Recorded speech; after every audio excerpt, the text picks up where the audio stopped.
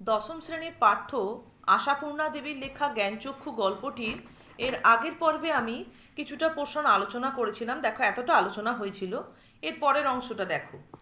শুধু এইটাই জানা ছিল না, সেটা এমনই সহজ মানুষই লিখতে পারে। তাহলে এই লাইনটায় দাগ দিলাম। এটা 1 নম্বরের একটা প্রশ্নের জন্য খুব সুন্দর লাইন, যে শুধু এইটাই জানা ছিল না। কার কি জানা ছিল না? তপনের জানা ছিল না যে সেটা এমনই সহজ মানুষই লিখতে পারে, অর্থাৎ গল্প বা যে কোনো কিছু লেখা খুবই সহজ, এটা তপনের জানা ছিল না। নতুন মেশোকে দেখে জানলো সেটা, তবে আর পায় কে তপনকে? দুপুরবেলা সবাই যখন নিথর নিথর, তখন তপন আসতে একটি খাতা, হোম টাস্কের খাতা আর কি, বিয়ে বাড়িতেও যেটি মা না নিয়ে ছাড়েননি, আর কলমটি নিয়ে 3তলার সিঁড়িতে উঠে গেল। আর তোমরা বিশ্বাস করবে কি না জানি না, এক আসনে বসে লিখেও ফেললো আস্ত একটা গল্প। তাহলে তপনকে আর কেউ ধরতেই পারবে না, কেননা তপনের মধ্যে যে আত্মবিশ্বাস জন্মেছিল, সেই আত্মবিশ্বাসের ওপর ভর করে সে এক আসনে বসে, অর্থাৎ একভাবে বসে একটা গোটা গল্পই লিখে ফেলল। লেখার পর যখন পড়ল, গায়ে কাঁটা দিয়ে উঠল তপনের, মাথার চুল খাড়া হয়ে উঠল। এ কী ব্যাপার? এই যে সত্যি হুবহু গল্পের মতোই লাগছে। তাহলে এই লাইনটায় দাগ দিলাম, এ কী ব্যাপার? এই যে সত্যি হুবহু গল্পের মতোই লাগছে। এ কী ব্যাপার? এটা একটা অতি সামান্য সাধারণ লাইন। এর তুলে যদি কখনো প্রশ্ন দেয় এখানে কোন ব্যাপারের কথা বলা হয়েছে, তোমরা কিন্তু টেক্সট ভালো করে না পড়ে রাখলে ধরতেই পারবে না।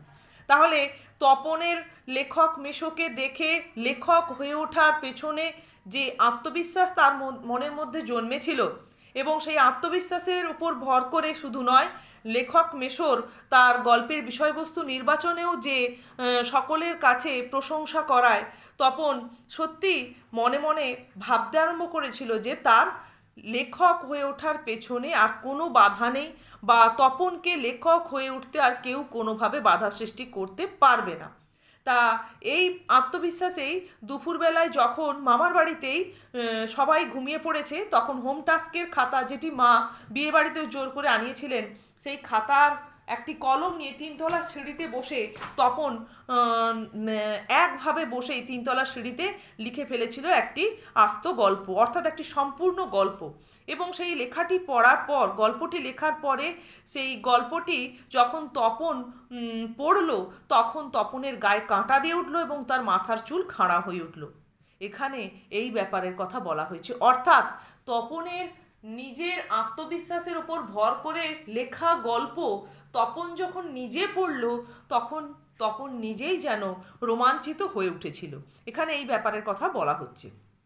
এবং তপনের যেন বিশ্বাস হচ্ছিল না যে তার লেখা সত্যি একটি গল্প হয়ে উঠেছে, মানে তার লেখাটা তার নিজের হুবহু গল্পের মতোই লাগছিল, এবং এটাই যেন সে বিশ্বাস করে উঠতে পারছিল না।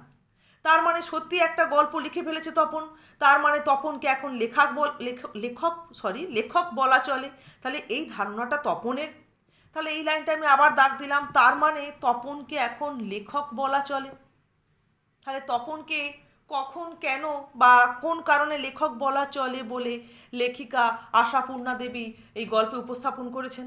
তাহলে যা একই ব্যাপার প্রশ্নটাতে, বা এই যে সত্যি হুবহু গল্পের মতো লাগছে, এই ধরনের লাইন তুলে প্রশ্ন যা থাকবে তার উত্তরে তোমরা যেখান থেকে শুরু করবে, যে বিষয়টা আমি আলোচনা করলাম সেটা দিয়েই কিন্তু এখানে বলতে হবে। এরপরে দেখো, হঠাৎ ভয়ানক একটা উত্তেজনা অনুভব করে তপন, আর দুধ দাঁড়িয়ে নিচে নেমে এসে ছোটো মাসিকেই বলে বসে, ছোটো মাসি একটা গল্প লিখেছি। ছোটো মাসি ওর চিরকালের বন্ধু, বয়সে বছর 8 বড় হলেও সমবয়সী, কাজেই মামার বাড়ি এলে সব কিছুই ছোটো মাসির কাছে। তাই এই ভয়ানক আনন্দের খবরটা ছোটো মাসিকে সর্বাগ্রে দিয়ে বসে। এই লাইনটায় দাগ দিলাম, তাই এই ভয়ানক আনন্দের খবরটা ছোটো মাসিকে সর্বাগ্রে দিয়ে বসে। তাহলে এখানে কোন ভয়ানক আনন্দের খবরের কথা বলা হয়েছে? না, ওই একই জিনিস, আত্মবিশ্বাসের ওপর ভর করে তপনের লেখা একটি আস্ত গল্প, এবং সেই গল্পটি পড়ার পর তপনের অনুভূতি, অর্থাৎ তপন বুঝতে পারে যে সত্যিকারে সে একটি গল্প লিখে ফেলেছে, এবং সে তাকে এখন সত্যিকারের লেখক বলা চলে।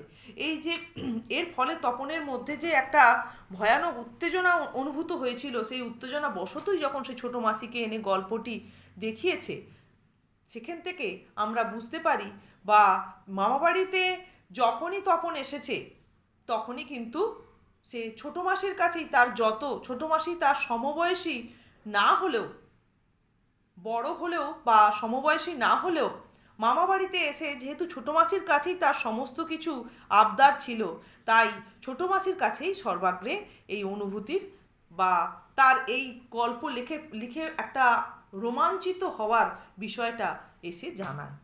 মোটামুটি তো ছোটো মাসির কাছে ভয়ানক আনন্দের খবর বলতে এখানে তপনের একটি আস্ত গল্প লিখে ফেলা, এটাই ছিল। যদি 1 নম্বরের প্রশ্ন থাকে তাহলে কিন্তু ওইটাই বলতে হবে, তপনের একটি আস্ত গল্প লিখে ফেলাটাকেই এখানে ভয়ানক আনন্দের খবর বলে অভিহিত করা হয়েছে। আর না হলে যদি 3 নম্বরের প্রশ্ন থাকে তখন তপনের অনুভূতিটা দিয়ে বিশ্লেষণ করে বলতে হবে। তারপরে দেখো, তবে বিয়ে হয়ে ছোটো মাসি যেন একটু মুরব্বি হয়ে গেছে, তাই গল্পটা সবটা না পড়েই একটু চোখ বুলিয়েই বেশ পিঠ চাপড়ানো সুরে বলে, ও মা, এ তো বেশ লিখেছিস রে, কোনোখান থেকে টুকলিফাই করিসনি তো? আহ, ছোটো মাসি, ভালো হবে না বলছি। আরে বাবা, খেপছিস কেন? জিজ্ঞেস করছি, বই তো নয়। রোশো, তোর মেসোমশাইকে দেখাই। কিন্তু গেলেন তো? গেলেনি যে। কোথায় গল্পের সেই আঁটো সাঁটো ছাপার অক্ষরে গাঁথা চেহারাটি, যার জন্যে হাঁ করে আছে তপন মামার বাড়ি থেকে বাড়িতে চলে এসেও? তাহলে তপনের মামার বাড়ি থেকে এবারে নিজের বাড়িতে ফিরে যাওয়ার সময়টা এসে গেছে, এবং কাহিনীতে আমরা এরপরে যে অংশটা দেখব তপন কিন্তু আর মামার বাড়িতে নেই। তা এখানে ছোটো মাসির একটু যে বেশ মুরব্বি হয়ে উঠেছে, এইখানটায় দাগ দাও। তবে বিয়ে হয়ে ছোটো মাসি যেন একটু মুরব্বি হয়ে গেছে। তাহলে মুরব্বি হয়ে গেছে বলতে এখানে কি বোঝানো হচ্ছে? না, যখনই তপন মামাবাড়িতে যেত তখন তার ছোটো মাসি তার সমবয়সী না হলেও একটু বড় হলেও তার কাছেই যত আদর আবদার সমস্ত কিছু করত। তাই বিয়ের পরেও ছোটো মাসির কাছে গিয়েই কিন্তু তপন প্রথম তার আস্ত লেখা গল্পটি নিয়ে তার নিজের অনুভূতি প্রকাশ করেছিল। এরপর যখন ছোটো মাসির বিয়ে হয়ে যায় তখন তার সেই আচার আচরণ বা তার সেই ছেলে মানুষই সুলভ যে তপনের সঙ্গে মেলামেশা, সেটার একটু পরিবর্তন হওয়ায় ছোটো মাসিকে মুরব্বি বলে মনে হয়েছিল তপনের। আচ্ছা, তারপরে দেখো আরেকটু অংশ আমরা এখানে আলোচনা করি। এদিকে বাড়িতে তপনের নাম হয়ে গেছে কবি, সাহিত্যিক, কথাশিল্পী, আর উঠতে বসতে ঠাট্টা করছে, তোর হবে, হ্যাঁ বাবা তোর হবে। তাহলে এটা একটা 1 নম্বরের জন্য বড় প্রশ্ন। এদিকে বাড়িতে তপনের নাম হয়ে গেছে কি কি হিসেবে? দেখো, কবি, সাহিত্যিক, কথাশিল্পী, এটা কিন্তু এমসিকিউতেও থাকে বা 1 নম্বরের প্রশ্নের ক্ষেত্রেও থাকে।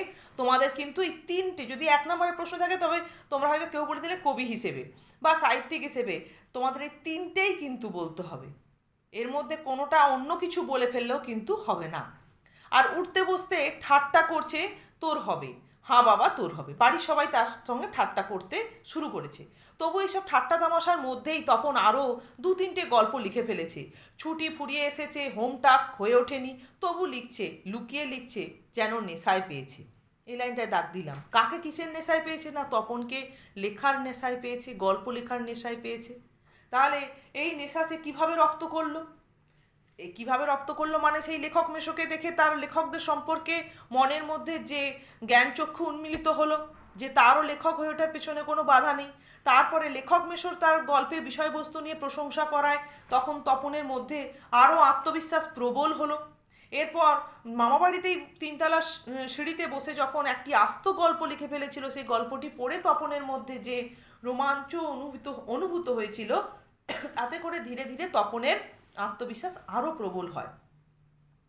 এরপর যখন তপন মামাবাড়ি থেকে বাড়ি ফিরে আসে তখন বাড়ির সকলের কাছে তার কবি, সাহিত্যিক, কথাশিল্পী হিসেবে নাম হয়। বাড়ির সবাই তাকে ঠাট্টা তামাশা করতে থাকে, কিন্তু তাদের কারোর কোনো কথাতেই কান না দিয়ে যেন নিজের আত্মবিশ্বাসের ওপর ভর করে সে হোম টাস্ক না হয়ে উঠলেও লিখে চলেছিল গল্প, লুকিয়ে লিখছিল গল্প। এভাবে তার 2-3টে গল্প লেখাও হয়ে গেছিল। এই দেখেই আমরা মনে করি, বা তপনের এই পরিস্থিতি দেখেই মনে করা হচ্ছে যে তাকে যেন গল্প লেখার নেশায় পেয়েছে। ঠিক আছে, তাহলে এতটা থাকুক। এর পরের একটি পর্বে এবং খুব তাড়াতাড়ি এই টেক্সটটা শেষ করে দেবো এবং এর কোশ্চেন কিছু তোমাদের দেবো, যাতে করে তোমরা পুরো টেক্সটটা সুন্দর করে তৈরি করতে পারো।